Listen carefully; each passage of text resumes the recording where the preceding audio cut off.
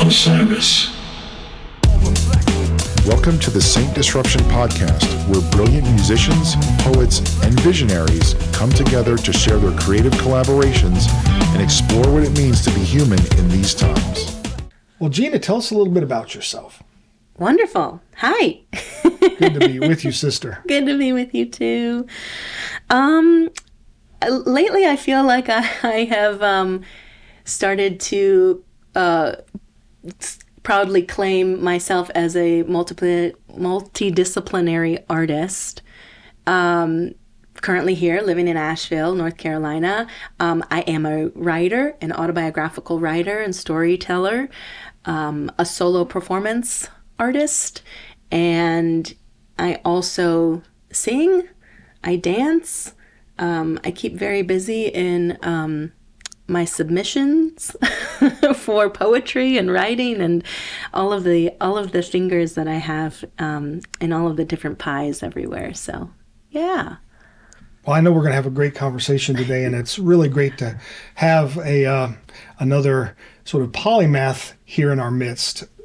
And I'm really interested to hear, Gina, in a world that's so consumed with hyper specialization. You know, what's it like walking with such a varied toolbox as an artist? Yeah, I've loved this conversation with you and with other friends of mine that feel this pressure to narrow in, to focus in to one discipline, like they have to choose. I totally understand the pressure of having to focus in and thinking like, I can't possibly do all of this. And I don't think I can possibly do all of this alone. I think for me, it came around during the pandemic that I really recognize within the art that I create and how I like to create is actually in a collaborative setting. I like hearing other voices in my head while I'm creating. And then I also need to go and be by myself and really process what it means to me and what it might look like for me to do it by myself and have just my voice be the center of attention. It's also very easy for me to think, wow, I shouldn't dabble in all these mediums. Like I still don't know film too well or editing, the technical side of editing, but all of it interests me, and I think I would just be doing myself a disservice if I said I'm just going to write, or just going to write poetry, or just my autobiographical stories and like stick to that, because how I create and how I write and express is in all of these other realms. I hear music, and I'm like, who could do this then with me? Or I hear different landscapes of sound, or I see props, or I see a venue that would fit what I'm creating.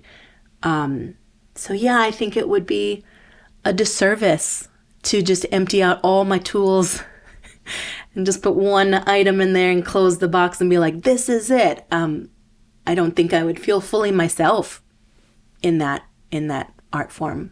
So you're working on a new piece. Yes. And you've got this toolbox, this grab bag of all kinds of stuff. You got a pantry stocked full with different ways to express your truth, whatever you need to express. How do you make the choices? What is your process for getting to this needs dance, this needs a theatrical touch, this needs music? I think I come from my words first. Anytime during the day, I'm like writing a story. Like I'm looking around, I'm observing, I'm feeling what the air feels like. I'm noticing the sounds. I'm noticing what the sounds do to me in that moment.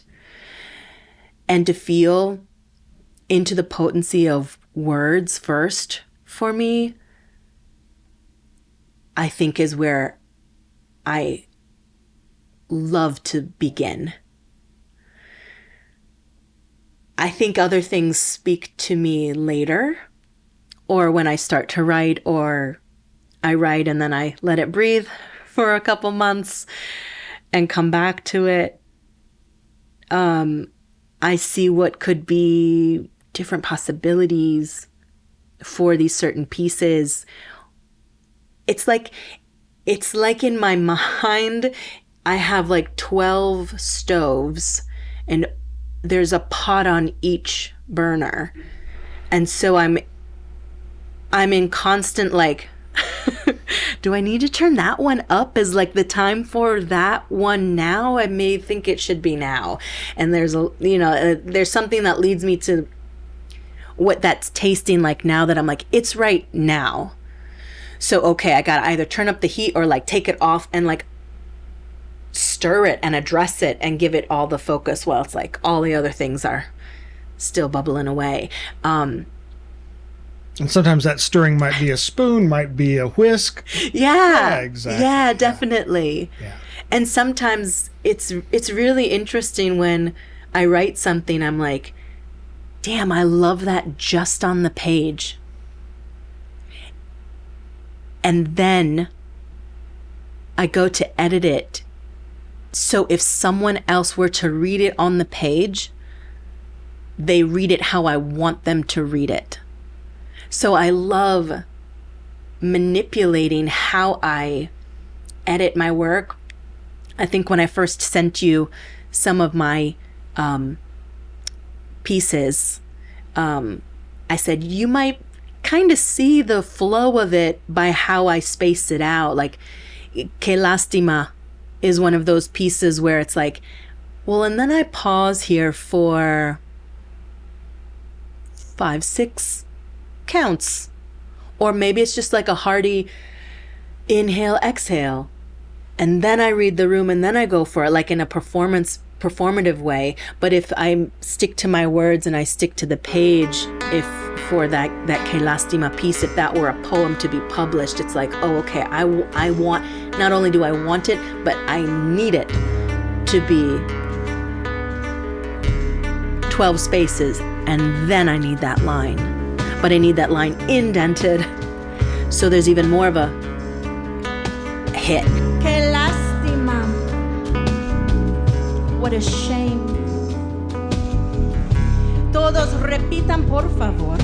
Que lástima. What a shame. Que lástima. What a shame. Que lástima. What a shame it is that when twilight hits the lights, my chin points up to the violet violence descending as evening ink bleeds out the false safety of what softer hues tend to provide. So that, I think, is where like part of this dance or theatricality can come in as well, that kind of bleeds in, that I'm like, well, it's on the page. And for me, with my theater background, I'm like, well, words on a page then are spoken. So it's all about guiding how people receive the medicine in the words. Yeah. Yeah. And we've known since the beginning of time, first there was the word. Yes. It's like a little eyedropper. I was one time one of my times in my adult life in Peru, I actually, I got some sort of pigeon mite just by being there. And I was having these little red dots all over. And I was like, I don't know what's happening. I went to my aunt, my tia Milagro, and I was like, I don't really know what's happening. And we went to the curandera. And what they had to give me was a certain medicine, a very certain eyedropper of medicine for what I had. They had to treat it in this like concoction. I was like, great.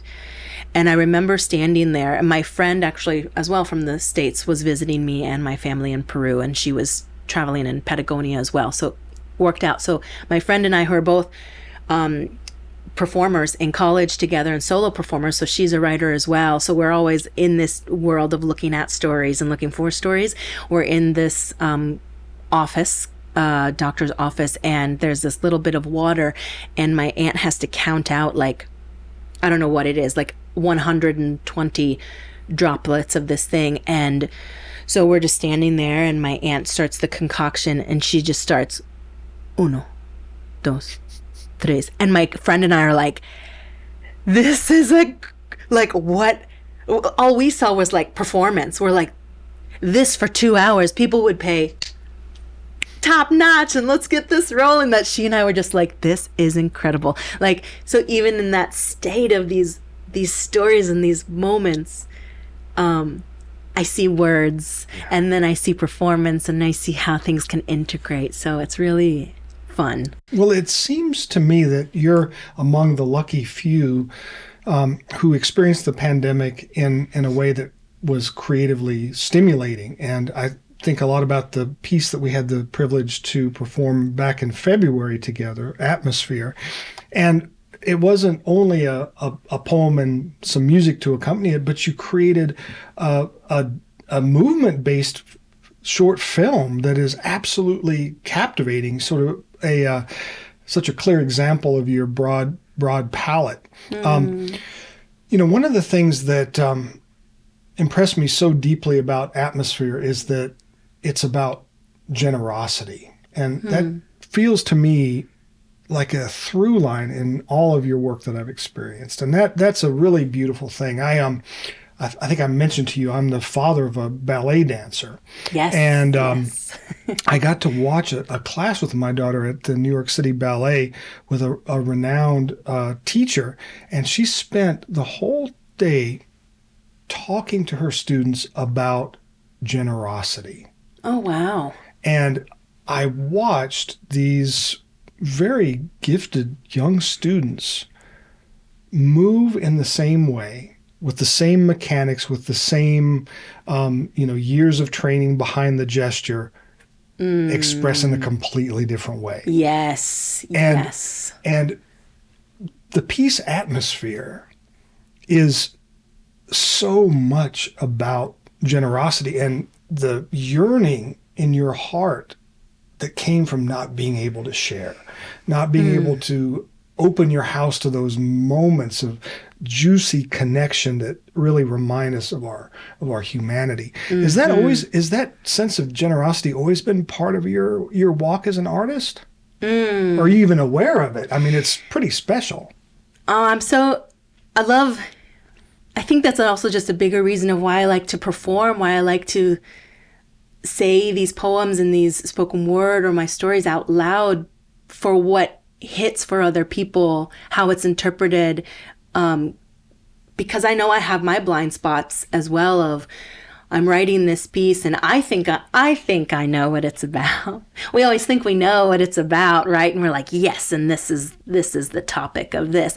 And then you speak it out loud is one thing for me to hear my own voice back. And then you speak it out loud to one person, 5 people, and then to an audience. And I love how in community our art can't help but shift and take on, I love that vision of the dancers and the intentionality behind the movement. I think it's something as well that helps inform me of how to perform this piece next time.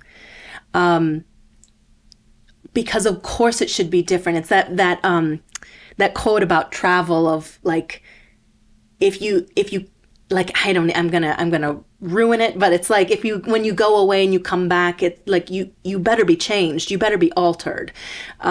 If not, maybe you didn't even really go. And so I feel like that with my writing, and I feel like that as well, like you said with the dancers, the intentionality behind my writing, that sometimes I don't even know needs to shift or is taking that light. And then hearing something like that from you, especially about that certain piece, Atmosphere, for me, it didn't even feel like generosity. Actually, for where I was coming from, it almost felt like this like selfish gathering. Like, So I love that it reads as I'm a generous person, and I am. I will say that about myself. But also, I think in that moment of creation, I was like, I want everyone in my, at that time, your pod, your apartment, your bubble, that like I knew I couldn't have it. So I created it inside this warm center of what then comes across as generosity. If I could have had that large table of people gathering, that's exactly what I would have wanted. And more kind of coming from that intentionality of like selfishness, of longing, of ache, of pain. And so I think with a lot of my work, I think there's like behind the scenes, behind the curtain is like a lot of ache and pain and longing. And then what comes from it is like, well, what's the remedy? It's an invitation. It's a setting of the table. It's a whomever can hear my voice, come on over. So you made medicine for yourself, it sounds like, which is a great thing. Yes. When you collaborate like you do, I mean, you can't work across so many different disciplines without being a good collaborator. And, you know, at the core of generosity is courage, because you are giving up your precious spark, the poem, the melody, and putting it on the thrashing floor for others to interpret, digest, and express. And that takes a lot of trust, doesn't it? Yeah. And it's also so curious. I love to try to let go as well. Let it be morphed. With the collaboration I did with for Atmosphere with Stewart Owen Dance, who is Gavin Stewart and Vanessa Owen, two Western North Carolina-based dancers and choreographers, a husband and wife duo as well. Like, talk about beautiful, seamless collaboration for them as artists together and dancers, collaborators together, and a husband and wife duo navigating their personal life together. I got a chance to really learn a lot of how to very kindly work in this environment.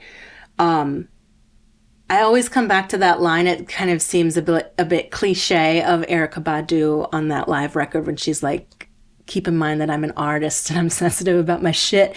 Like, that's always kind of running in my head too, of like, if I have that generosity toward you and knowing what you're about to bring to the table to help enhance my art, and you to me and me to you, and we both have that knowledge of like, there's a lot built into our identity as creatives that is very vulnerable and tender.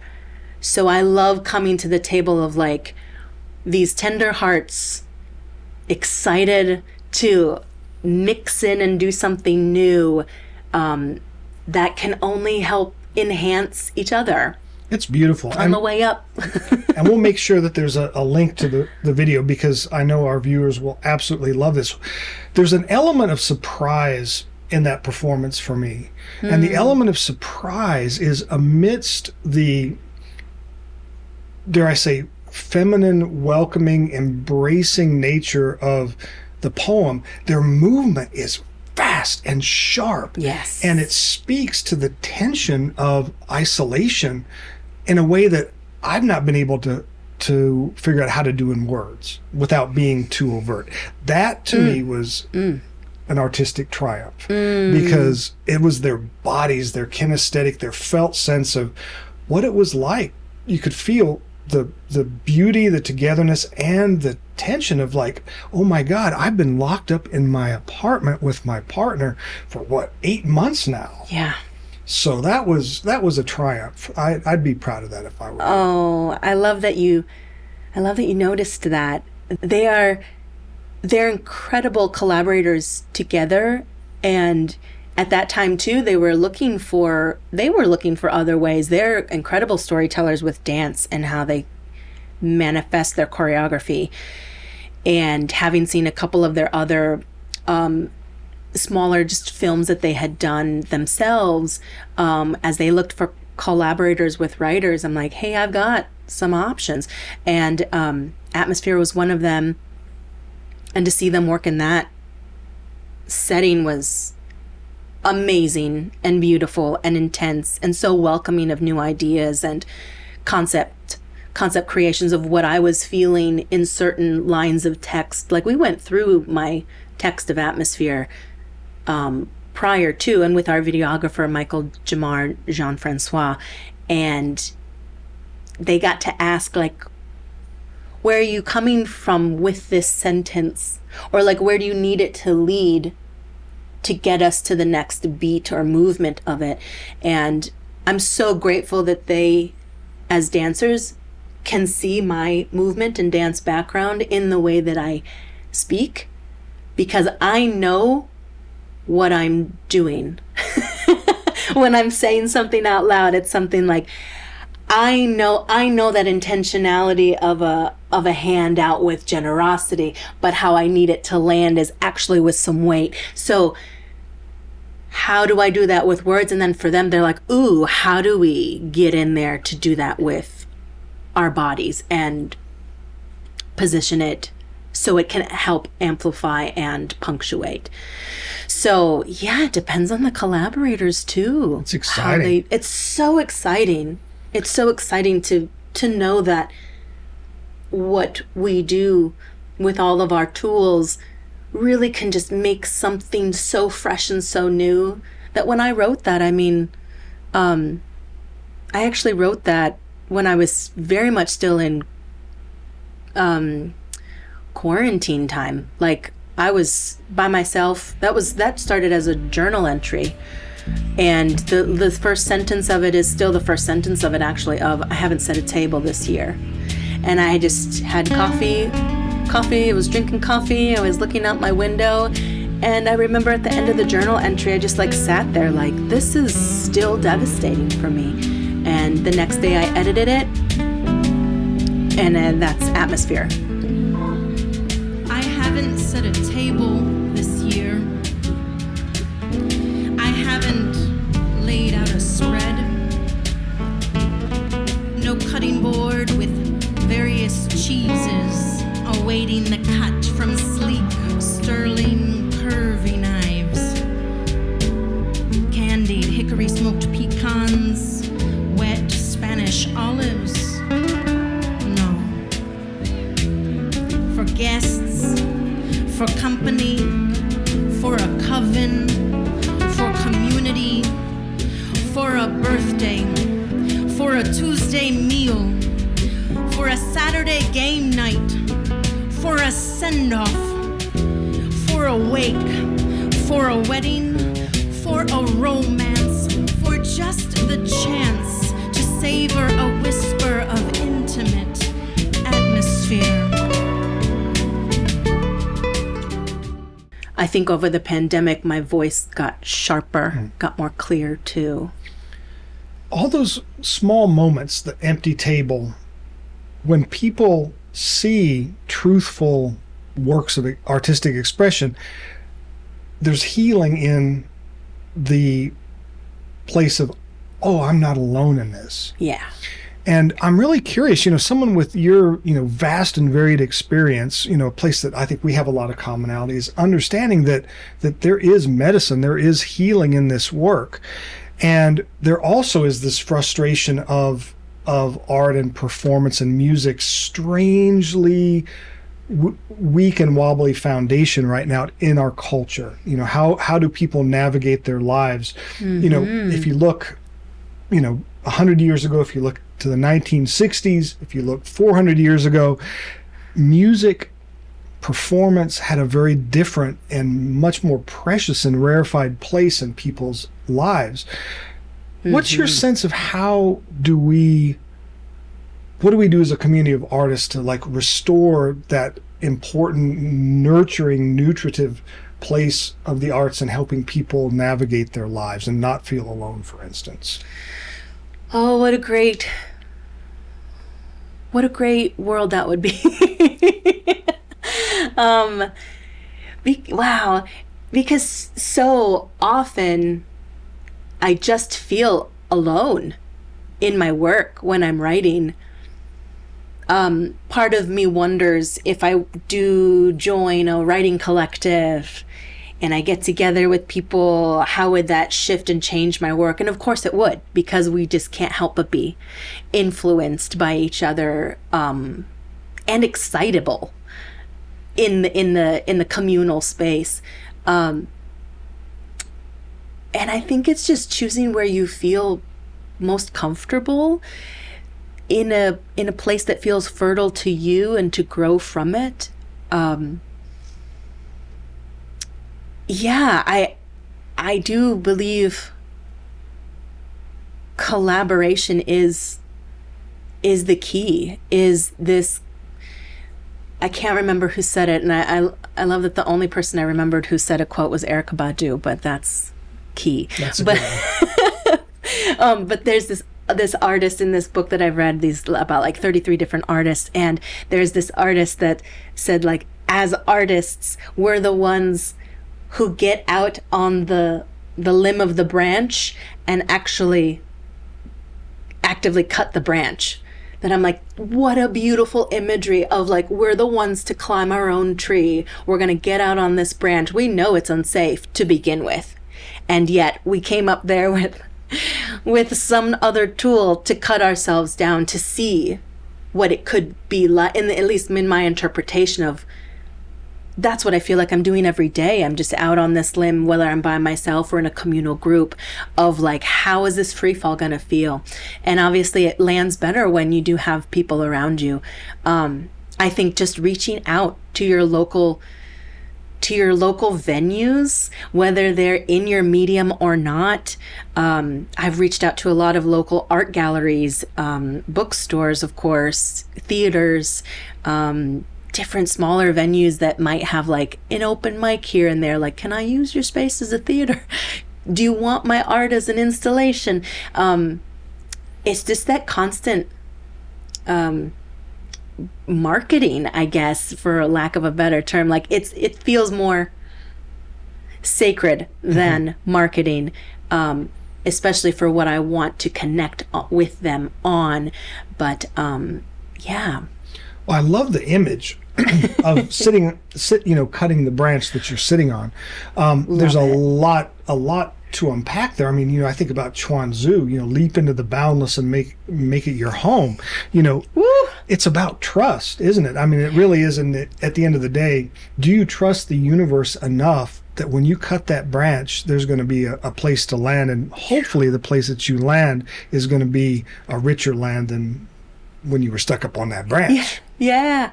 And do you trust yourself? Do you trust your own voice in your own works of art and creations and collaborations? And do you trust your community, I guess, too? Do you trust maybe someone will snatch you, a hand will come out of nowhere to get you on the free fall. I love too that it has this feeling of this, it feels like immediate risk taking, which I also love as a part of the way that I tend to write as well. Is I need to tell these stories or quickly because someone might need to hear this. Like, I think what you mentioned before of not wanting to have people feel alone. The other collaboration that I did with Stewart Owen Dance on a larger scale of a film that's 35 minutes, 35 seconds is called Dirty Laundry. And I have even more of that script written of other new stories as well. But it's about the unraveling of my divorce and my marriage and into this new reclamation of identifying as queer. And it feels to me still just so immediate because when I was going through it, I didn't have any resource. I was just swimming in the soup by myself. Every day I was like on the branch again, like new branch, and let's see how this lands. So I personally enjoy when I hear stories and when I get to tell my stories that feel like I'm talking from the wobbly branch that I'm actively cutting down. I'm like, this is important, I think. I say that to myself a lot too, I think, when I write. I'm like, I think this is important. And all I can do is try to trust myself and trust the universe that it'll have the ears ready for the people who need to hear it and who desire a bit of that camaraderie with me. Yeah, the Dirty Laundry is another piece that I'd highly recommend. And one of the things that I love so much about it is the visual vocabulary that you and your collaborators chose in the costumes. It really drew out that tension of the contrast between like how you adorned yourself versus the other cast members spoke of that tension and the emergence. It was really beautifully done. I'm really, really curious about something you said earlier. There is this essential solitude that we take as creatives. There's a point in the creative process that it's just us and the sometimes terrifyingly blank canvas of the universe ahead.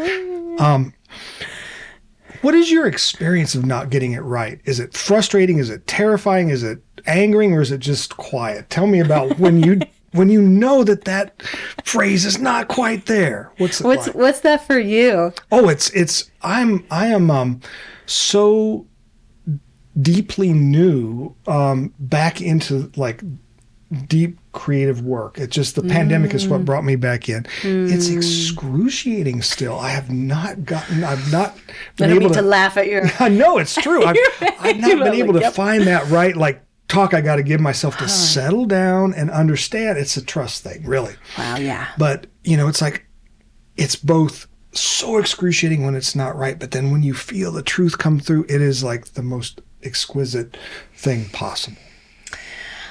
I love that. I just got to feel that within you. I was like, yeah, the release.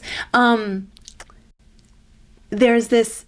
and we've talked, I think, briefly about my pilgrimages that I've walked on the Santiago. Yeah. Wow. And oh my gosh, did that teach me? Talk about the sacred. Talk about just period. Talk about the sacred, like boom. And then with that and those experiences of the pilgrimage, I mean, with all of the time to think. Again, period. With all the time to think, how that can shape someone, and for my experience, how that shapes how I approach my writing, and how I live in those emotions too. There's a beautiful pilgrim phrase of solvitur ambulando. It is solved by walking. And I tell you, if I'm like, I need to go for a walk. If I go for a walk, if I go for a hike, 9 times out of 10, I've written something on my walk. I started trying to carry a notebook. I was like, this is too cumbersome. I'd stop on the middle of a trail. I was like, this is just too much. And so I started using my phone, of course, with the notes app. Or sometimes if the thoughts are coming too fast, I'll just record myself and kind of transcribe myself later in the week to see, obviously we have those moments of, oh my gosh, this is brilliant. And then you're like, oh my God, that was shit. That was just me talking. Which is fine. That's fine. But those little nuggets of gold, when you find them or you say them, even if it's just a sentence or if it's just like a grouping of words, it's like, what can I do with that? And so for me, I think within the walking is where I get a chance to feel into my body, to feel into what do I even want to talk about? What do I even think I have the right to talk about? Or the story to tell that feels important to me. And I had my solo performance writing professor at Columbia College Chicago, Stephanie Shaw. She would give us such great words of wisdom. She's like, one day she was like, sometimes the bravest thing you can do is wake up in the morning and brush your teeth. And I'm like, yes. So it's these little bites of how I process my work that I don't feel that excruciating grind or rub when I'm not getting it right, because what I notice I do, it's like wine. I'm like, I gotta let it breathe. So I'll go for a walk and see what comes up. And when I have to like write a bio for myself or an artist statement, I'm like, I need like 2 hours for a walk and then it'll be written and I can come home. That's what I want to say. There you go. And the same with my stories. If I even have just the first workings of some stories, I'll make it a document and I'll forget about it. Somewhere it's within me that I want to write about whatever that is. And it'll come out when the time is right. So that's a big universal trust. There is a story I just recently wrote and got to perform for the first time in my Fringe festival for Dirty Laundry, which I was so excited. I think that was the most excited I was to like do the whole show, is like to get to this, and then but the pieces at the end. So I was like, oh, but like it was such a great punctuation of the iteration of Dirty Laundry, the live performance that I wanted to do, and the title of it is called Love and Who I Named It After. And it's a very detailed account of the day and the moment that I was getting a divorce in downtown Chicago, Cook County Circuit Courts, what the day was like, what was happening outside with the farmer's market, all of the details and all of the internal details as well as external of these two playing at the same time. And I didn't want to write that story. That took 5 years to get out. And the punctuation of the story is this beautiful, like, reclamation where I just get, long story short, I just get divorced. I come down from this, like, air-conditioned courtroom out to the plaza, Daily Plaza, and there are all of these adult tap dancers in black sequins and bowler hats, and they start tapping to the song of the summer, which was Can't Stop the Feeling by Justin Timberlake, that I was like, are you fucking kidding me?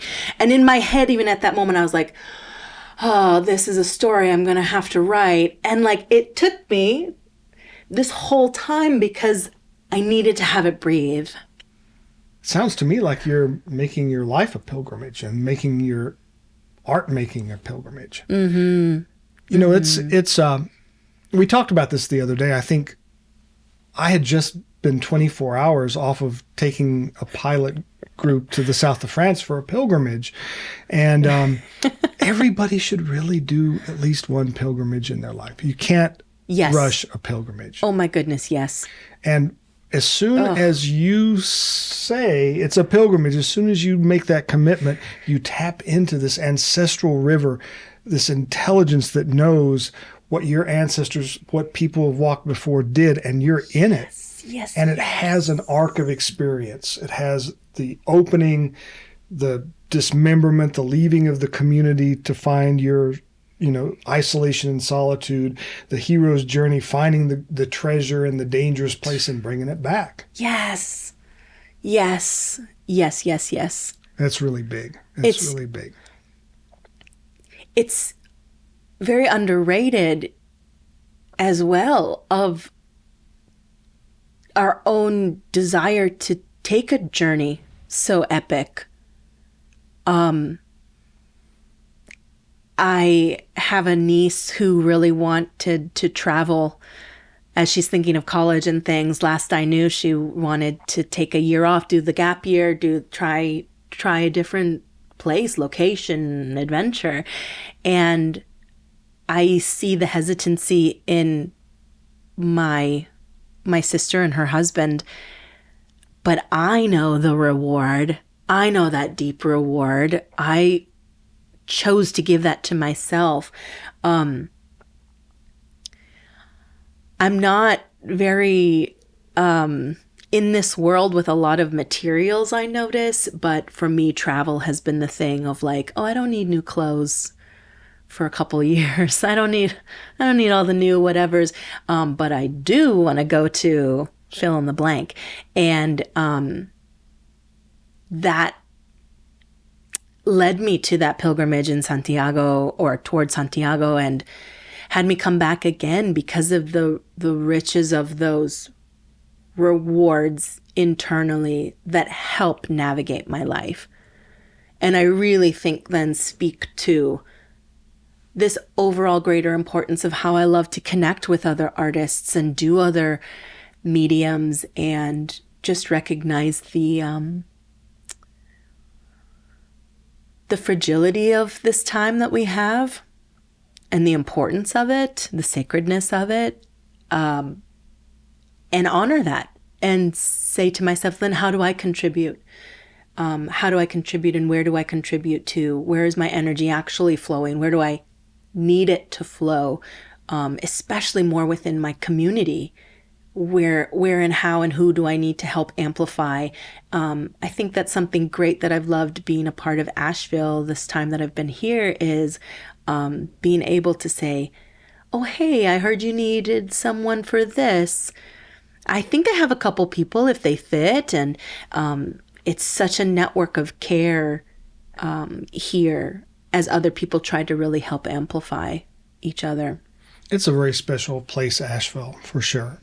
People really do work to each other's benefit a lot more than other places. Mm-hmm. Yes. You know, one of the through lines that I've noticed in your work is that it feels like there is always an intent to illuminate, to seek reconciliation, healing, resolution. How overtly does the theme of healing play into your work when you're creating a new piece? Is that a strong and overt intention, or is it just part of the natural unfolding of things? It's definitely not the intention. I love Natalie Goldberg, and I was first introduced to Natalie Goldberg's way of writing down the bones, which, if you're new to writing or you need some extra pick-me-up of like, what do I even write about today? Like, just get that book and open up a page, and I love it. She's like, write about the carrots that were packed for you when you were a child for lunch. I'm like, whoa. And like all of a sudden you're like, oh my gosh. And you're like, and then my father and then it just opens up this whole portal. So I don't go with the intention of the option of healing, but I do know that by sitting down to write what I have to say, or a story that's just been kind of gnawing at me to be told, even if it's just being told for myself or to myself, and then sometimes I'm thinking of, oh, well, this could be used for a performance in this capacity, or paired with music, or that kind of comes later, usually. But at the moment, I just know to tell the truth. And that's what leads me. There's enough honey to go around, but first you gotta be bold and sit down, down, down at the table.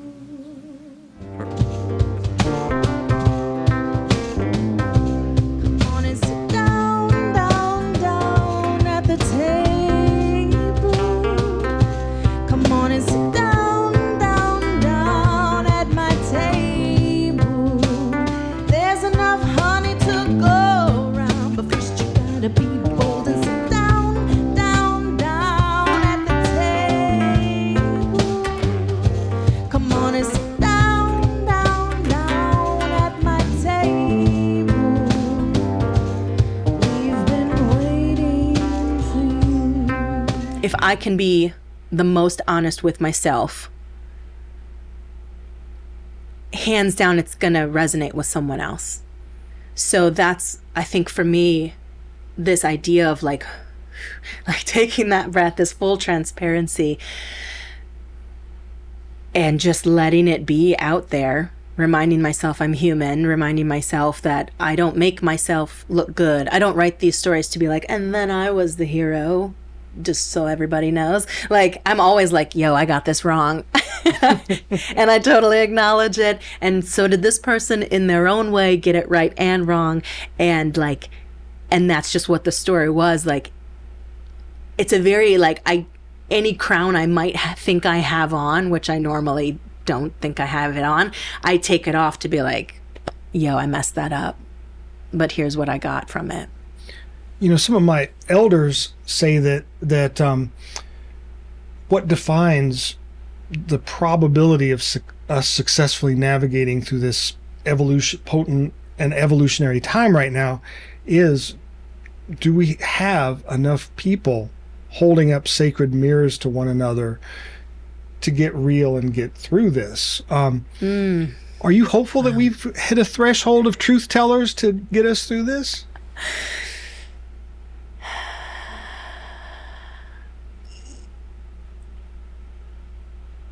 Yes-ish. I say this as a preface. I'm still within this mind warp of Instagram and social media that it's a daily practice of like detachment and pulling myself away, for all of the reasons that everybody knows. But mostly to be able to continue to claim my own mirror. I'm the one brushing my teeth at night like, did you tell the truth today? Like, I'm the one giving myself the talk back first. So that when I do come into other spaces of these stories that I've written or these poems that resonate, that I can with complete knowledge be like, yes, that was my truth. And maybe I've shifted from then, but yes, in that moment at that time. And I noticed that when I do look back at my writings and the things that I have or the collaborations I've gotten to create, that's what I'm actually really going for, is like, how does this remain truthful for everyone involved? True to them, at least at that moment, for those moments of recording or performance, because that's also what makes me at the end of the day so proud to continue to do this work that I do alone at my kitchen table. That I'm like, I think it's important, and the same thing, we're like, all right, I think this might be shit, but at least to be bold in it, to be like, whatever I'm doing it with the most truth I can. And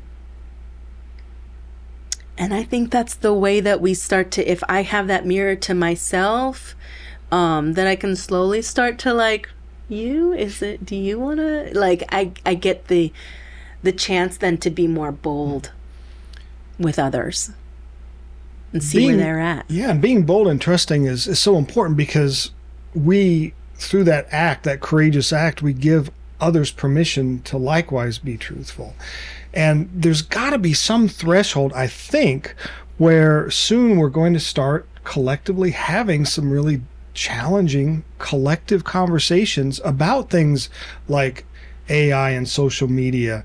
And there's a lot of unexplored opportunity and deep dialogue about matters like that. How many people in the public sphere are talking about the relationship between, for instance, biomimicry and the emergence of AI?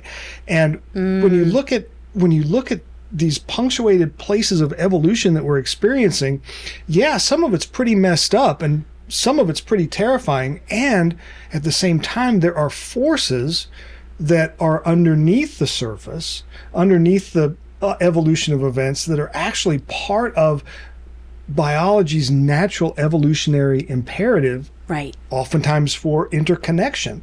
It's like when we laid down the first communication grids, the first electrical systems in modern society, we were essentially laying down a nervous system for our meta-organism. Mm-hmm. Those kind of conversations break down the oppositional us against them, the nuance, the truth. I think the useful medicine of it is in the nuance, and actually asking the question, taking the time on your pilgrimage to ask the question, how does this relate to what's happened before? And how can we find the lever and gently move things towards joy, happiness, illumination, yes. Radical sufficiency? Yes. Wow. Well said. because that's where I want to shift toward. I won't be able to sustain myself if I go to that darker scenario, if I go toward that cave. Yeah. I think also what I love what you said. Thank you for that, because it's something that helps me continue to just simply put my pen to the paper. And even as like Natalie Goldberg, as I don't know if you know or people might know, but she's also done so much extensive work with Zen Buddhism and sitting and meditating. And so there was some article that I had read that like she had given this talk somewhere, and they were like, how do you just sit down and write? Like, how do you just go and you do it? And I guess she held up like some sort of paper and put her pen to it, and she was like, just like this, just go, just do it, just be in your mind in the same capacity as how you would when you would sit for meditation. So if I can try to do that within the way that I create for myself and keep it almost in its own little container until maybe it does need to have the mirror shown to it and be let out and be like, is this what we're working with now? But I know at least I first need to be solid for myself within that simplicity of how I create, in order then to see how I want to interact with this new universe of creation or not. Yeah. Is it something that I might use down the line as more like when I think of like performance art and more fringy things of like how to utilize things to make it a farce, make it into something else. But if I first need to hold true to that, like just pen to page, tell your dang story, make it truthful, make it as honest as you possibly can, because there's so many other elements out there that will want to combat what I have to say or who I am or who other people might think I am. With so many externals, if I just stay constant, if I can just hold true, I'll be okay. Gina, Natalie Goldberg's wisdom about showing up and just doing it, just get to the writing, is I think a touch point for something I know is near and dear to both of us, and that is Peru. And for me, the wisdom of the people of the mountains, the thing that I think has been so important for me personally and for the people that I've worked with and taken on pilgrimage down to Peru is the radical attention to the present moment, the radical focus on connection. As a matter of fact, my elders and friends down there say that the moment that you recollect the past or the moment you dream about the future, you're creating this dense, gunky energy called hucha that coats you like mud on a windshield and keeps you from actually seeing the true nature of things. Oh, wow. I love that image. And these people are the healthiest, happiest people I've ever met in the world, and so those teachings, even though I resist them sometimes with great ferocity, are so much an antidote to the pain of these times. And ultimately, it's that radical presence that allows you to be courageous, that allows you to be generous. And you have Peruvian blood. You have blood that comes from this beautiful ancient wellspring and repository of so much wisdom, so much ancient integrated heritage. Tell me about your life as a Peruvian American. And I know your father was also a performer. Your mother and father were performers. Yeah. My father was a mariachi singer.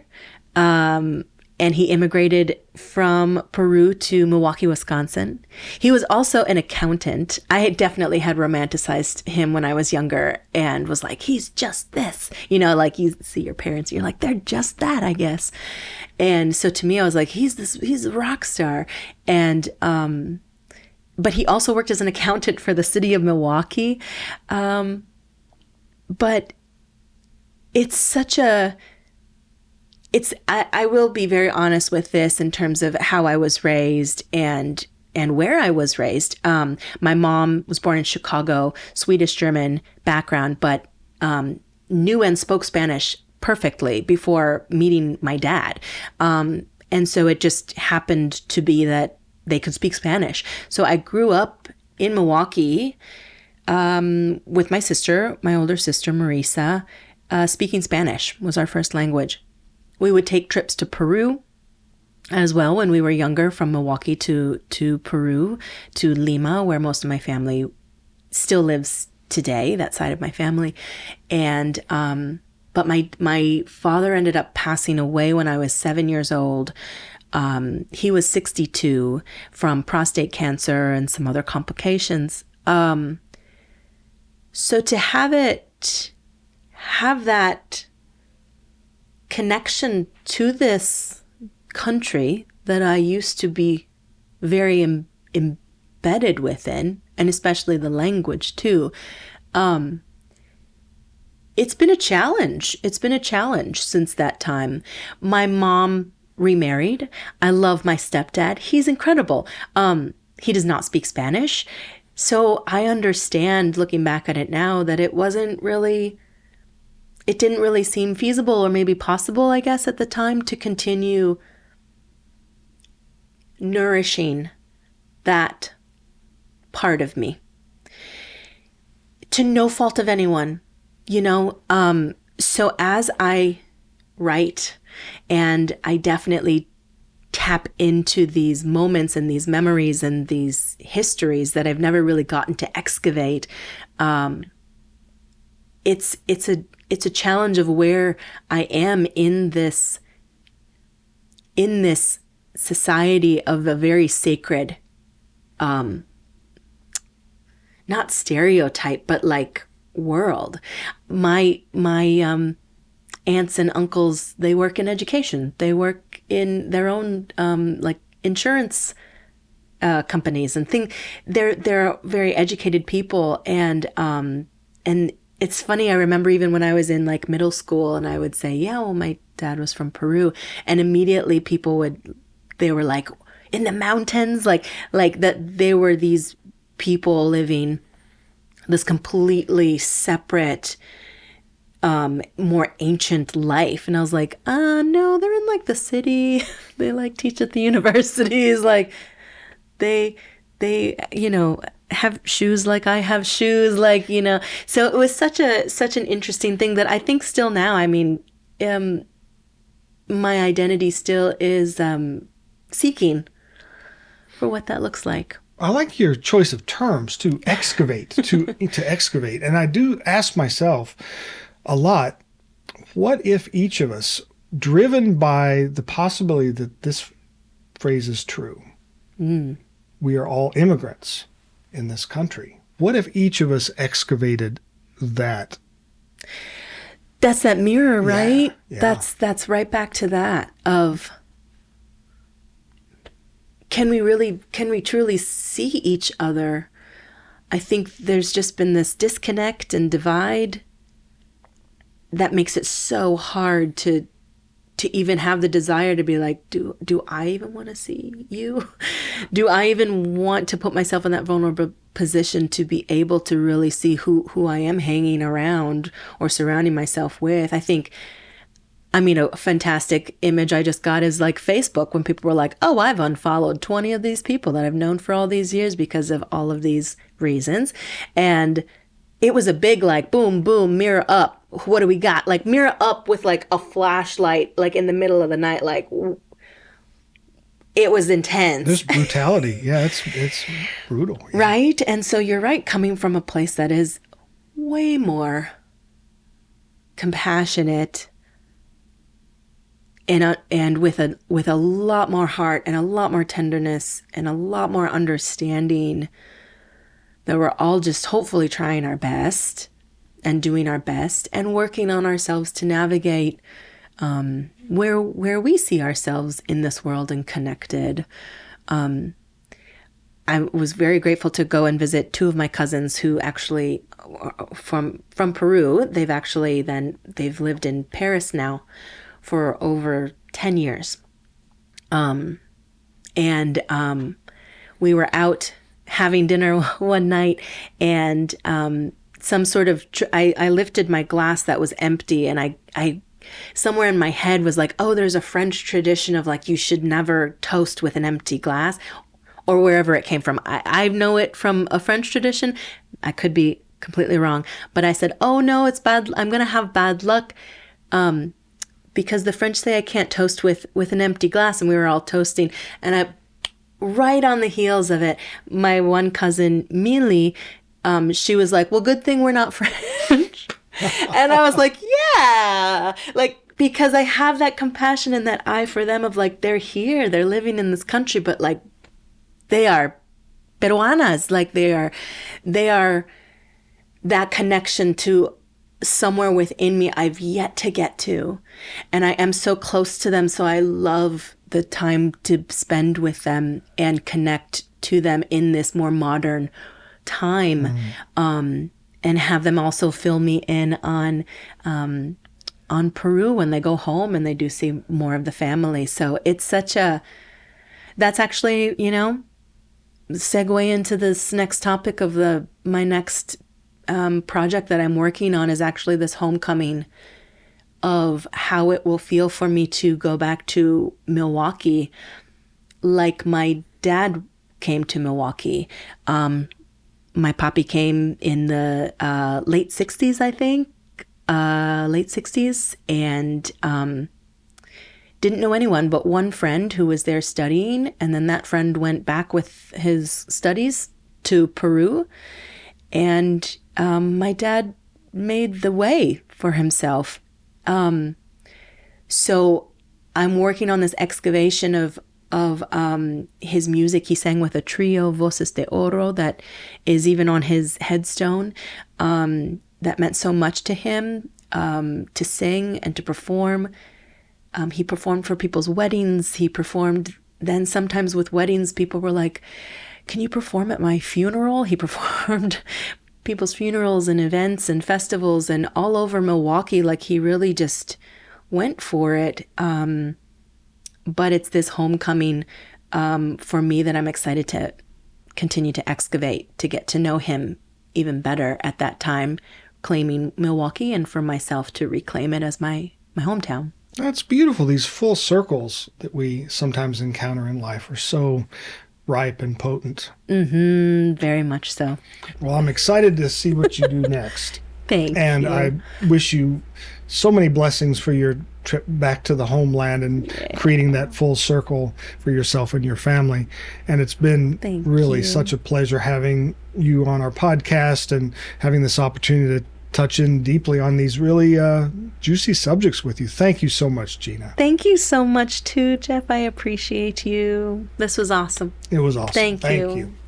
The Saint Disruption Podcast, recorded and mixed by Hamilton Media Design at Sidehouse Records. You can also find more creative collaborations on all our major streaming platforms. Visit our YouTube channel for more creative content and video episodes of our podcast. Osiris.